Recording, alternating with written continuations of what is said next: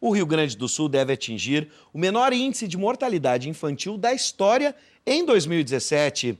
O número deve ficar abaixo dos 10 óbitos para cada 1.000 nascidos vivos. Sobre este assunto, nós vamos conversar com o pediatra do setor de criança e adolescente da Secretaria Estadual da Saúde, Érico Faustini. Doutor, seja bem-vindo. Obrigado pela oportunidade, pela presença de estar aqui, Bives. E trazer boas notícias para a gente, né? O que provocou, qual é o principal fator, doutor, nessa redução na mortalidade infantil que deixa o Estado com os números mais baixos do Brasil, confere? Sim, deverão ser os números mais baixos entre os estados brasileiros. Na verdade, essa redução da mortalidade infantil, isso aí é uma coisa constante. E se a gente voltar 20 anos atrás, o Rio Grande do Sul também já tinha atingido uma marca. Foi o primeiro estado brasileiro que atingiu 15 de coeficiente de mortalidade infantil. Sim. E que naquela época foi uma grande satisfação para o nosso estado. E agora, 20 anos depois, provavelmente vamos atingir, nesse ano de 2017, um coeficiente de 1 dígito, abaixo de 10. Sim. Isso aí, na verdade, é o fruto de um trabalho de muitos anos. Quer dizer, não é uma coisa de 1 ano, 2 anos, mas é um fruto de um trabalho constante. Se a gente pensar a mortalidade infantil numa pirâmide invertida, a gente vai ver que lá em cima, quando a mortalidade é alta, tem um grande grupo de doenças que leva essa mortalidade para cima. Era o caso do Rio Grande do Sul, por exemplo, na década de 1970. A gente tinha mortalidade de 50 bives. Então, para cada 1.000 crianças que nasciam, 50 morriam na década de 70. Tu vê isso aí menos de 50 anos atrás. E morriam por quê? Nessa pirâmide invertida. Nós tínhamos lá doenças infecto-contagiosas. O sarampo matava muito naquela época. A desidratação matava muito. As crianças com diarreia. Também. Desnutrição associada. Então, se combate esse bloco. No momento que se combateu esse bloco, começa a vir o quê? Aquelas doenças respiratórias. Então, pneumonia começou a ser uma doença importante e que realmente levava a mortalidade para cima. No momento que se combate esse grupo de doenças, o funil começa a ficar menor e a dificuldade maior para reduzir a mortalidade infantil. Então, nos últimos anos, em que está concentrada a mortalidade infantil no Rio Grande do Sul? Em 2 grandes grupos, quer dizer, 80% dos nossos óbitos em menores de 1 ano estão relacionados com malformações e estão relacionados com doenças que a gente chama perinatais, ou seja, doenças que ocorrem por algum problema da gestante, algum problema do feto durante a gestação ou algum problema durante o nascimento da criança. Entendi. Então, são óbitos que ocorrem nos primeiros 6 dias de vida. Mais de 50% dos nossos óbitos são na primeira semana de vida. E mais de 50% são crianças com baixo peso, são crianças de pouco peso prematuras. Eu fico imaginando assim, o senhor disse, a cada estágio que a gente combate a mortalidade infantil fica mais difícil. Por exemplo, nesses casos, nessas doenças, é fundamental, por exemplo, a ação do pré-natal? Sim, certamente. Então, nesse momento, quer dizer, o nosso grande esforço, o que é? É fazer com que crianças nasçam em locais adequados para o seu atendimento, tanto da mãe como do recém-nascido. Por isso, todo o trabalho de regionalização do parto no nosso estado. Porque a gente via que o fato de uma criança nascer num hospital que não tinha condições para o atendimento, se aquela situação de parto complicasse, o risco dessa criança morrer, ou até mesmo a mãe, era muito maior do que ela nascesse num hospital com as condições. Então, se trabalhou essa questão da regionalização do parto. Muitos hospitais continuam atendendo, mas não fazem parto.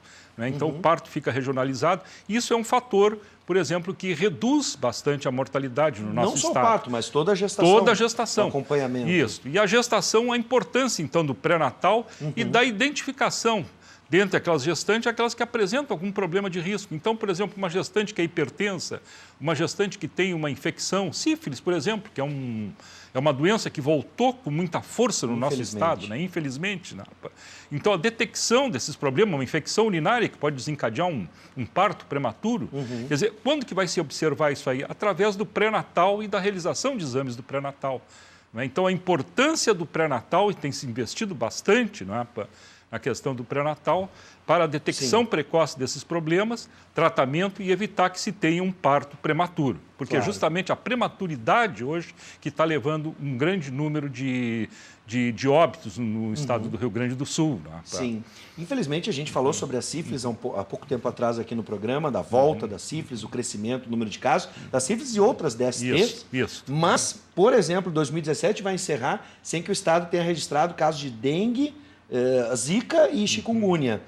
Como é que a Secretaria recebeu esses números também, que me parecem bastante positivos? Esses números são extremamente positivos, e essas doenças que dependem de controle, não uma ação única, mas depende de um controle e de uma participação coletiva, parece que a zika talvez tenha motivado as pessoas, não é, devido à gravidade do problema que isso aí causa, tenha motivado as pessoas, talvez, a ter maior consciência, não deixar aquele vasinho com a água, não é? Ali sobrando, que aquilo ali vai ser, na verdade, um reservatório para a criação do mosquito. Então, talvez esse seja um fator, maior conscientização da nossa população, não é? E fazendo com que aquele ciclo do mosquito, então, seja reduzido. Não é? Isso aí se viu em todo o país, né? A redução da dengue nesse ano.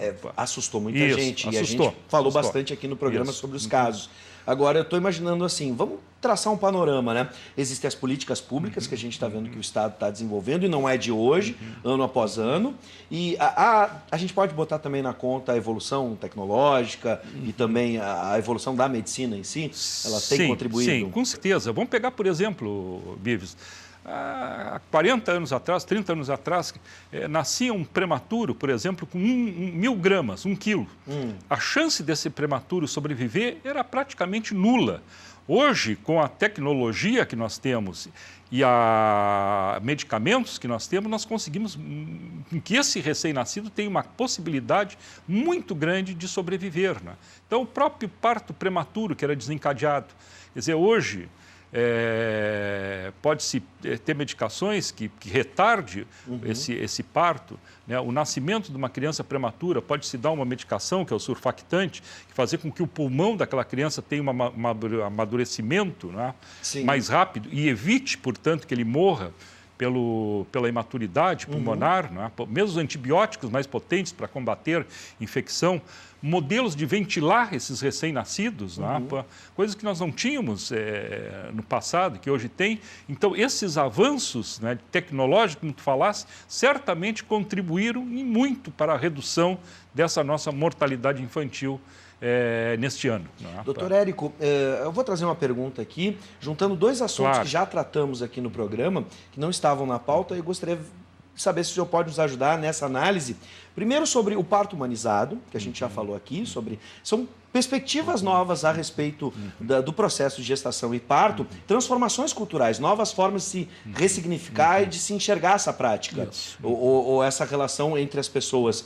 O parto humanizado e também uma corrente que saiu há pouco tempo, principalmente nas redes sociais, de algumas pessoas que estavam evitando as vacinas, né, logo após o parto, a criança. E aí eu já não estou falando mais só do recém-nascido, mas estou falando da criança mesmo. Essas ideias que a gente tem de que não precisa se imunizar, né, de que algumas doenças foram erradicadas e já não existem mais. E o senhor citou algumas delas, como sarampo, enfim.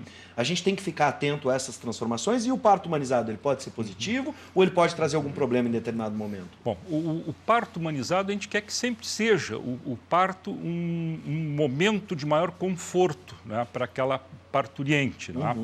Antigamente, talvez, o parto era mais um momento de nascimento mais duro, talvez. Né? Hoje já se tem técnicas muito superiores nessa humanização. A participação, por exemplo, do pai na sala de parto, que antigamente o pai não entrava, o pai ia ver a criança depois que nascesse. Hoje ele participa, não é, daquele parto. Após o nascimento hoje, aquele recém-nascido que era cortado o cordão e levado para um berçário é colocado junto da mãe. Então, esse recém-nascido, ele consegue mamar na primeira hora de vida. Isso traz, então, uma ligação afetiva mãe e bebê muito grande. Quer dizer, essa mãe vai ter alta 24, 48 horas, talvez, daquela maternidade, mas só que esse bebê não fica longe dela, vai ficar no mesmo quarto com ela, junto dessa mãe. não é? Então, essas são medidas que nós temos que aprofundar, não é? Fazer com que esse momento realmente seja um momento especial, não é? E que seja um momento de alegria e não de dor, esse momento do nascimento, não é? Então, isso aí é uma coisa que a gente tem que trabalhar sempre, não é? Sim. E sobre as vacinas é importante? Sobre as vacinas, eu vou trazer um dado, Bires, usando o próprio dado do sarampo que tu colocou, não é? A gente diz assim, olha, o sarampo está controlado. E realmente, a Organização Mundial de Saúde considera a região das Américas livre do sarampo, porque passou um grande período sem ter casos próprios daqui. No entanto, se nós formos para a Europa, nós temos o que hoje lá? Inúmeros casos de sarampo. Então, recentemente, o próprio Ministério da Saúde, a Secretaria Nossa da Saúde, Secretaria Municipal, lançaram um alerta epidemiológico em relação ao sarampo.